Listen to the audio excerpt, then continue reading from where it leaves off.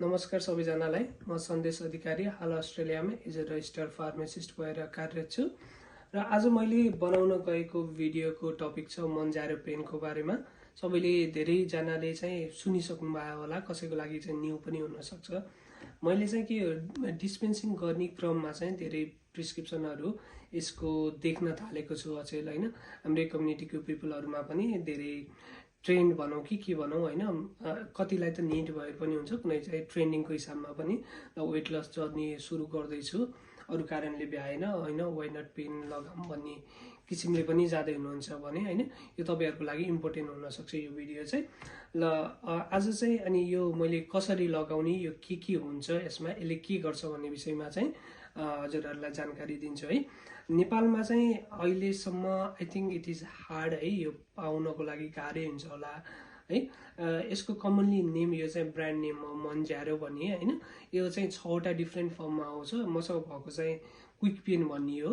यो 6 वटा स्ट्रेन्थ हुन्छ अनि क्विक पेन भन्ने छुट्टै हुन्छ, भाइल छुट्टै हुन्छ। भाइल भयो भने चाहिँ इन्जेक्सनले विथड्र गरेर लगाउनु पर्छ भने यो भनेको चाहिँ तपाईको प्रिफिल्ड सिरिन्ज हो है, अलरेडी फिल्ड भएको सिरिन्ज हुन्छ। र यो बुझ्नु भन्दा पहिला चाहिँ अब यसमा के पार्ट हुन्छ, केमा युज हुन्छ भनेर बुझौँ है त। अनि यो चाहिँ मेनली भनेको तपाईको वेट लसमा युज हुन्छ। एउटा डायबिटिज, पहिला डायबिटिजमा एकदम कमनली युज हुन्थ्यो भने आज भोलि चाहिँ वेट लसमा पनि एप्रुभ गरेको छ। त्यही भएर यदि डाक्टरले लेख्यो भने private script, under the private script अनि पे गर्ने, ह्याप्पीली पे गर्न खोजेछन् भने उनीहरुलाई चाहिँ वेट लस जर्नीको लागि चाहिँ ओबेसिटी कसैलाई छ भने यो प्रिस्क्राइब गरिरहेको हुन्छ कमनली है त। अनि यसमा चाहिँ यसको बारेमा बुझौँ है त। पहिला मसँग यहाँ एउटा डेमोन्स्ट्रेसन पेन छ, म हजुरहरुलाई देखाउँछु हैन। यो पेन भनेको चाहिँ पहिला जानौ कि यो भनेको हप्ताको एक दिन मात्र लगाउने हो है, एउटै समयमा लगाउने, एउटै दिन। फर एक्जाम्पल तपाईले लगाउनु भयो यो आइतबार, प्रत्येक आइतबार लगाउनु भयो भने अर्को हप्ता पनि आइतबारै लगाउनु पर्यो। सकभर टाइम पनि सेम बनाएर लगाउनु पर्यो। विकली पेन हो। अनि यो वान टाइम युज गरेपछि त्यसको निडेलहरु फाल्नु पर्छ अनि अरु भनेको चाहिँ पार्टलाई उसमा फ्रिजमा राख्नु पर्छ। यो म देखाउँछु कसरी गर्ने। अब पहिला सुरुमा चाहिँ अब यो पेनको बारेमा जानौँ है। पेनमा चाहिँ तीनटा मेन पार्ट हुन्छ है, यसलाई डिभाइड गर्दाखेरि। एउटा क्याप हुन्छ, एउटा मेन बडी पार्ट भयो, एउटा भनेको निडेल पार्ट है। यसलाई चाहिँ डिफ्रेन्ट छुट्टै खालको निडेल चाहिँ हजुरले छुट्टै किनेर राख्नुपर्ने हुन्छ। यो प्याकेजिङमा मसँग भएको द डेमोन्स्ट्रेसन पेन हो, त्यही पनि प्याकेटमा चाहिँ यो तपाईको प्रिस्क्रिप्सन वाला प्याकेट हुन्छ नि, त्यो प्याकेटमा चाहिँ आउँदैन है त। अनि यसमा चाहिँ तपाईले निडेल छुट्टै किन्न पर्यो। अनि त्यसपछि पेन भयो, यो क्याप भयो है। Once weekly as I mention हैन, वान्स विकली लगाउन पर्यो। यसमा सुरुमा चाहिँ तपाईले छुट्टै निडेल, फर एक्जाम्पल एउटा मसँग अहिले निडेल नभएको कारणले गर्दा हैन, म केलाई चाहिँ एज अ निडेल भनेर तपाईलाई देखाउँछु है त। For example consider this as a needle है, यसलाई निडल जस्तो मान्नु। त्यसपछि के गर्नु भन्दा निडललाई चाहिँ यसरी यहाँ स्क्रिप गर्नु। त्यसपछि यसको पनि दुईटा कभरिङ हुन्छ, आउटर कभरिङ पहिला निकाल्नु, यो निडलको आउटर कभरिङ निकाल्नु। त्यसपछि भित्र अझै एउटा पातलो कभरिङ हुन्छ, त्यसलाई पनि निकालेपछि बल्ल फाइन निडल देखिन्छ। त्यो चाहिँ लगाउनु भन्दा अगाडि त्यो गर्ने है। त्यो भयो निडलको पार्ट। अनि निडललाई चाहिँ त्यतिकै त्यही छोड्नु। त्यसपछि के गर्नु भन्दा यो मेरो डेमोन्स्ट्रेसन पेन भएर यहाँ क्लियर लिक्विड देखिन्न, तर ओरिजिनलमा चाहिँ क्लियर लिक्विड हुन्छ है। अनि यो लिक्विड चाहिँ यदि धमिलो छ हैन, क्लाउडी टाइपको छ, क्लियर छैन भने युज गर्न भएन। अनि एक्सपायरी डेट पनि चेक गर्नु होला युज गर्नुभन्दा अगाडि। अनि पहिला चाहिँ यो डिभाइसलाई प्राइम गर्नुपर्छ। प्राइम भनेको अब यसलाई प्रायर टु युज हैन, यहाँ एयर बबलहरु ट्र्याप भएर बसेको हुन सक्छ, पहिलो रिजन। अर्को रिजन भनेको तपाईको निडलले काम नगर्ने हुन सक्छ नि त, त्यही भएर चेक गर्ने।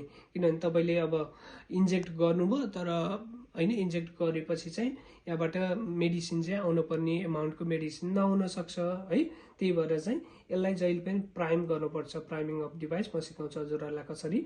यो छ यहाँ प्लन्जर भन्छ, यसलाई चाहिँ 1 2 दुईचोटी गर्नुभयो भने यहाँनिर तपाईको 0 छ भने 1 दुईचोटी जानुभयो भने यहाँनिर एउटा लाइन देख्नुहुन्छ है त।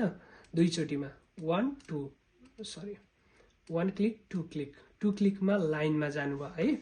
जब लाइनमा जानुहुन्छ त्यसपछि चाहिँ यो प्लन्जरलाई पुश गर्नुभयो भने यहाँ चाहिँ मेडिसिनको थोपा 1 ड्रप अफ मेडिसिन आउनुपर्छ। यदि आएन भने फेरि रिपिट गर्नु यो प्रोसेस। 1 2 गर्नुभयो, फेरि क्लिक गर्नु, प्लन्जर दबाउनु, त्यसपछि यहाँबाट मेडिसिन आउनुपर्छ। यहाँ भन्न खोजेको मैले यहाँ चाहिँ कन्सिडर गर्नु कि यहाँ निडेल छ हाम्रो है, निडेलबाट आउनु पर्यो। इफ आए छैन, नआएको खण्डमा के गर्नु पर्यो भन्दा यो निडेल तपाईँको बिग्रेको छ, निडेललाई चेन्ज गर्न पर्यो।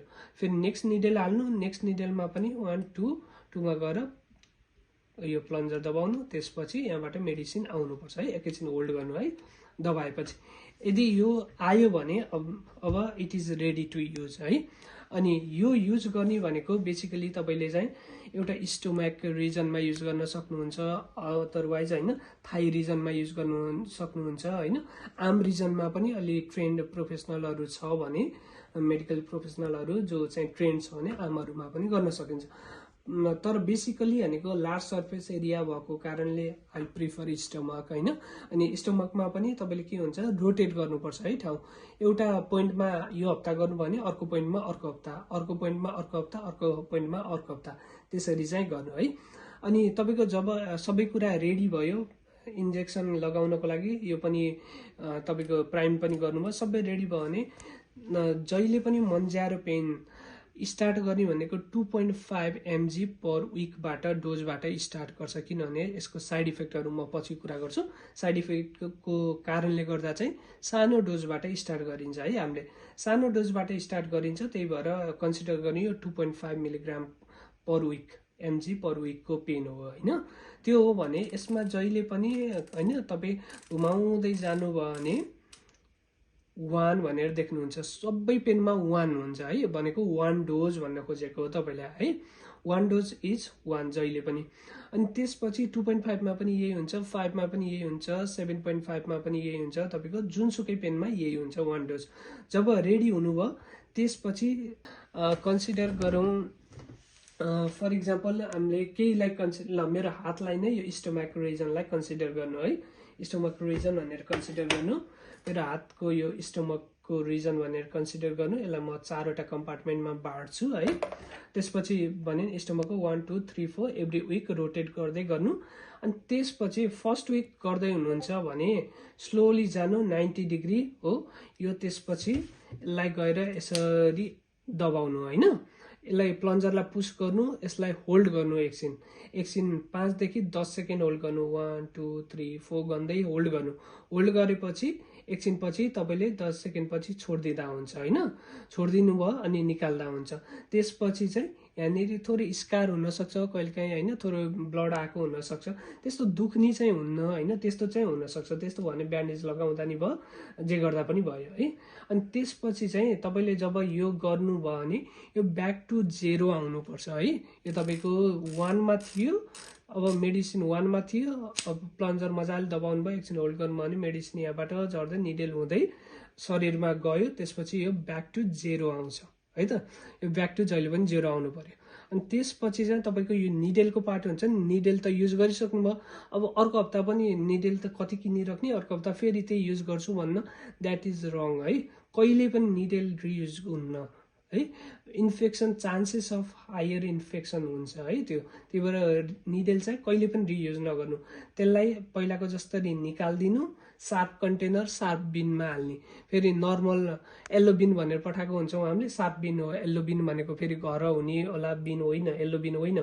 सार्प कन्टेनर भने छुट्टै फार्मेसीमा किन्न पाउँछ होइन। त्यो भरेपछि आइदर फार्मेसीमा आइदर लगेर तपाईँले चाहिँ काउन्सिलमा बुझाउने हो। त्यही भएर चाहिँ once it is ready that's fine होइन। यो भयो, अब तपाईँको त्यो भ्याइयो, तपाईँले निडेल पनि फाल्नुभयो, सबै इन्जेक्ट पनि गर्नुभयो, आजको डोज भ्याइयो भने ट्याक्कै यसलाई यत्तिकै लगेर फ्रिजमा राख्ने होइन कि यसलाई बन्द गरेर फ्रिजमा लगेर राख्ने।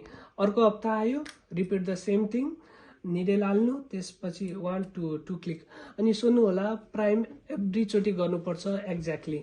एभ्री निडल चेन्ज गरेपछि प्राइम गर्ने एक त इयर इन ट्र्यापको लागि, अर्को भनेको चाहिँ वर्किङ अफ निडल हेर्नको लागि होइन। तपाईँको अब औषधि जान्छ कि जान्न भनेर हेर्नु पर्यो नि त, त्यही भएर प्राइमिङ अफ द डिभाइस गर्नै पर्यो है, त्यो कम्पलसरी गर्नु पर्यो है त। अनि वान्स यो भयो भनेपछि अब प्रत्येक हप्ता त्यसरी गर्न पर्यो है।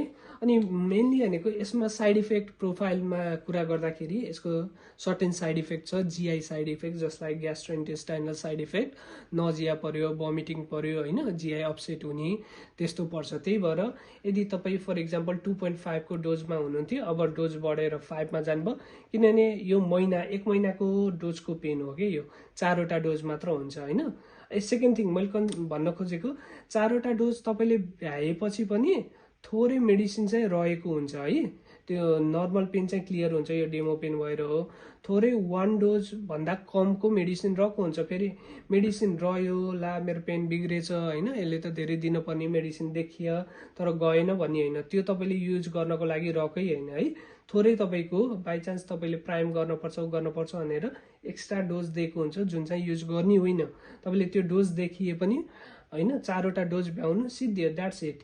अनि त्यसपछि अर्को कुरा जीआई साइड इफेक्टमा जाउँ है त। साइड इफेक्ट तपाईँले 2.5 को जानुभएको थियो, अब 5 मा मुभ हुनुभएको थियो, अनि 5 कोमा जाँदाखेरि साइड इफेक्ट देखियो, जस्तो 4 हप्तामा प्रत्येक हप्ता पछि 4 हप्ता पछि चाहिँ मुभ भइन्छ होइन, डोज इन्क्रिज गर्दै गइन्छ कि, जस्तै 2.5 बाट 5 मा जाने, 5 बाट माथि जान पर्यो, 7.5 मा जान पर्यो होइन, त्यसरी गरिन्छ।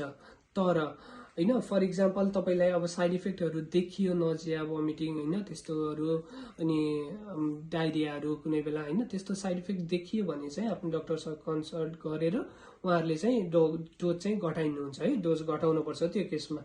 अनि सेकेन्ड थिङ भनेको यसमा भनेको कमनली हुने साइड इफेक्ट होइन हाइपोग्लाइसेमिया।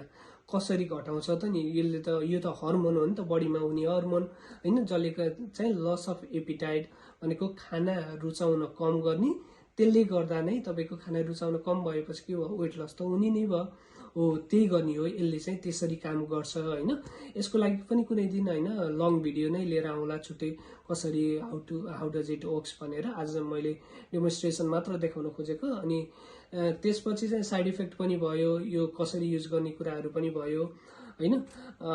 अरू केही क्वेसनहरू क्वेरिजहरू, हाइपोग्लाइसेमिया कुरा मैले जोड्दै थिएँ, यसले चाहिँ ब्लड ग्लुकोज लेभललाई स्वाट्टै घटाइन्छ है, त्यही भएर कहिलेकाहीँ तपाईँलाई हाइपोग्लाइसेमिक इफेक्टहरू पनि देखिन सक्छ। त्यो भनेको कहिलेकाहीँ टिङ्लिङ सेन्सेसन भयो, फेन्ट हुने जस्तो, चक्कर लाउने जस्तो होइन, त्यस्तो भयो, डिजिनेस हुने लङ टर्मसम्म त्यस्तो भयो भने हाइपोग्लाइसेमिया, अनि टिङ्लिङ सेन्सेसन, जिब्रो लरबराए जस्तो हुने त्यस्तो खालको सेन्सेसन आयो होइन, आफूलाई त्यस्तो फिलिङ आयो, त्यस्तो भइरहेको भने एकचोटि चाहिँ म ब्लड ग्लुकोज आफैले घरमा पनि चेक गर्नुपर्छ, चेक गर्न मिल्छ चेक गर्नु होइन। यदि हाइपोग्लाइसेमिक छ होइन, हाइपोग्लाइसेमिक छ भने यो पेनहरू चाहिँ रिकमेन्ड गरिन्न, त्यसलाई स्टप गर्नुपर्छ। सेकेन्ड थिङ भनेको चाहिँ तपाईँ अब एकदम नै हाइपोग्लाइसेमिया स्टेजमै छ भने टेबल सुगरहरू जस्तै होइन ललिजहरू खाने हामीले यो गर्छौँ, अथवा कोकहरू खाने होइन, त्यसले चाहिँ ऱ्यापिडली तपाईँको ग्लुकोज लेभललाई चाहिँ अप गर्छ भनेर, त्यो भनेको इमर्जेन्सी केसहरूमा त्यस्तो गर्नुपर्छ होइन। हाइपोग्लाइसेमिकको चाहिँ केही साइनहरू देखिने बित्तिकै म चाहिँ स्टप गर्छु, त्यसलाई ट्रिट गर्नु, त्यसपछि स्टप गर्नु भन्छु है। अनि यो भनेको चाहिँ टाइप 2 डायबिटिजको लागि वान अफ द बेस्ट थियो, अनि वेट लसको लागि पनि यो भयो, अनि अर्को विगोभीहरू भयो, ओजेम्पिकहरू भयो होइन, तिनीहरू चाहिँ वरदान नै साबित भइसकेको थियो। अनि यसले गर्दा चाहिँ डायबिटिज हुने प्लस तपाईँको कार्डियोभास्कुलर रिस्कहरूलाई पनि एकदम घटाएको थियो है स्टडी अनुसार। हुन्छ, तपाईँले युज गर्नुभएको छ भने होइन कसरी युज गर्ने थाहा पाउनुभयो होला, सेयर पनि गर्नु, अनि यस्तै भिडियोहरू चाहिएमा हाम्रो च्यानललाई सब्सक्राइब गर्नु होला। माया गर्नुभएको छ होइन, भिडियोहरू देखिरहेको हुन्छु। Thank you so much.